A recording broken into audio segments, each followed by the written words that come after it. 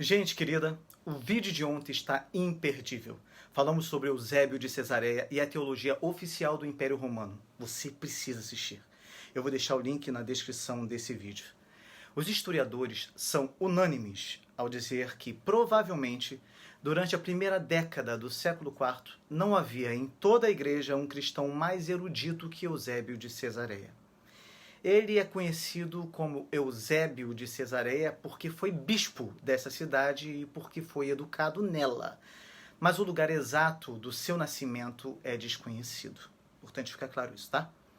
Também não temos informações confiáveis sobre sua família, nem sobre a sua juventude. Alguns eruditos dizem que seus pais eram cristãos, outros dizem que não. No entanto, algo que deve ser destacado é que Eusébio tornou-se herdeiro da teologia e da erudição de Orígenes de Alexandria por intermédio da influência do seu professor Pânfilo. Guarde esse nome. Ele foi ordenado bispo de Cesareia e se envolveu ativamente nas questões intelectuais e políticas de sua época.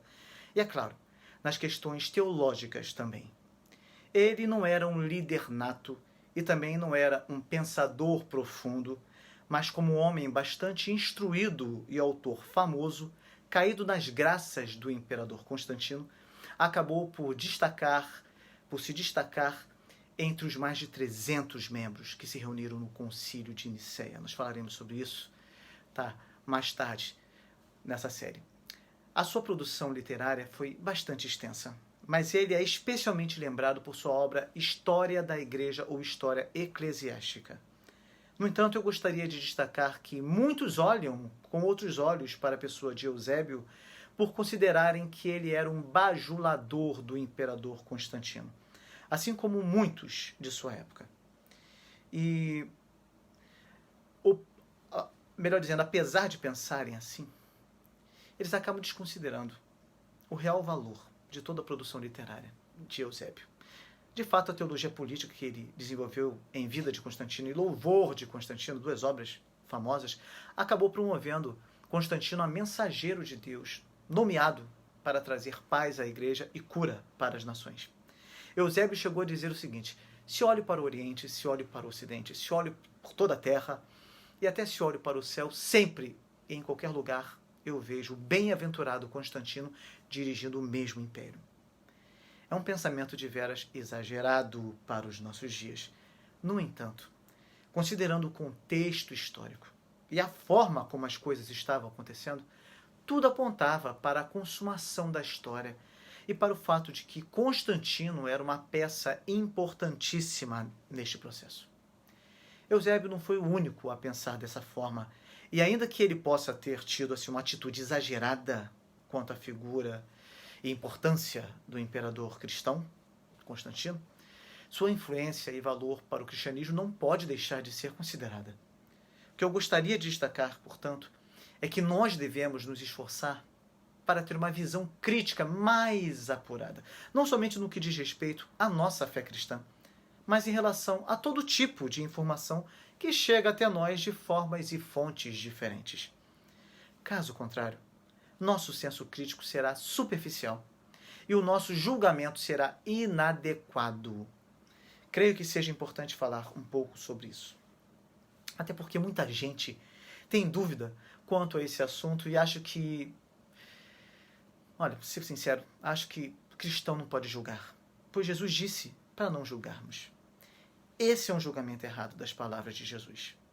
O texto de Mateus 7:1 não proíbe todo tipo de julgamento, somente o julgamento hipócrita. Uma das regras de interpretação diz que devemos ler o contexto para interpretarmos o texto corretamente. O contexto de Mateus 7:1 mostra um tipo de julgamento firmado na hipocrisia. O julgamento de quem aponta o defeito do outro, mas tem o mesmo defeito e até pior. Verifique Mateus 7, versículo 3. Esse tipo de julgamento é condenado por Jesus. É desse tipo de julgamento que Jesus se refere no texto em questão. É o julgamento, por exemplo, dos fariseus que julgavam certas práticas do povo ou de alguns grupos de indivíduos, mas também as praticavam. Note que Jesus, nesse mesmo texto, manda a pessoa julgar, porém, manda que ela resolva primeiro a sua situação para só depois ter autoridade para olhar para a situação do outro.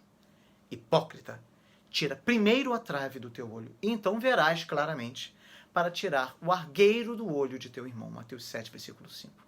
Como tirar o argueiro do olho do irmão sem julgar se aquilo que ele tem no olho é realmente um argueiro que precisa ser retirado? A Bíblia mostra diversos exemplos de servos de Deus julgando. Inclusive Jesus. Jesus julgou os maus atos dos fariseus. Chamar os fariseus de raça de víboras e maus é julgar. Raça de víboras, como podeis falar coisas boas sendo maus? Porque a boca fala do que está cheio o coração.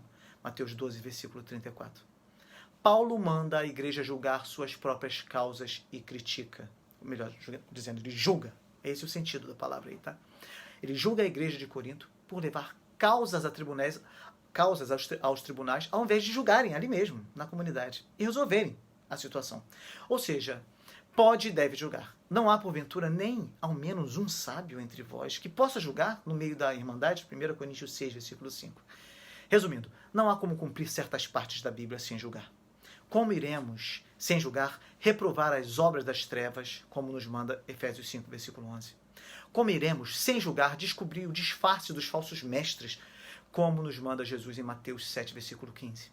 Como saberemos, sem julgar, rejeitar o falso evangelho pregado, como Paulo nos orienta em Gálatas 1, versículo 8?